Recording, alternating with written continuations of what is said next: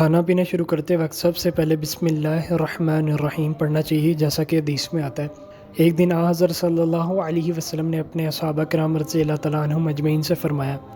جس وقت تم کھانے پر ہاتھ ڈالو تو یہ پڑھو، بسم اللہ وعلی برکت اللہ، اللہ کا نام لے کر اور اس کی برکت سے کھانا کھاتا ہوں۔ حضرت عائشہ رضی اللہ تعالیٰ عنہ سے روایت ہے کہ رسول اللہ صلی اللہ علیہ وسلم نے فرمایا، جب کوئی شخص کھانا کھانے لگے اور بسم اللہ کہنا بھول جائے تو جب یاد آئے یہ پڑھ لے، بسم اللہ اولہ و آخرہ، اللہ کے نام سے شروع کرتا ہوں کھانے کے اول بھی اور آخر بھی۔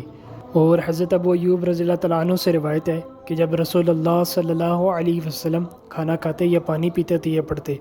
الحمدللہ الذی اطعمنا وسقانا وجعلنا مسلمین، اس اللہ کی سب تعریف ہے جس نے ہمیں کھلایا اور پلایا اور ہمیں مسلمان بنایا۔ حضرت ابو ایوب انصاری رضی اللہ تعالیٰ عنہ نے فرمایا کہ رسول اللہ صلی اللہ علیہ وسلم کھانا پینے کے بعد یہ پڑھتے تھے، الحمدللہ الذی اطعم وسقا وسوغہ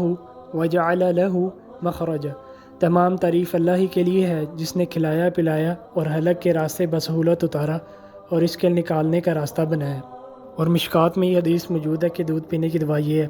اللہم بارک لنا فیہ وزدنا منہ، اے اللہ ہمارے لیے اس میں برکت دے اور اس سے زیادہ دے۔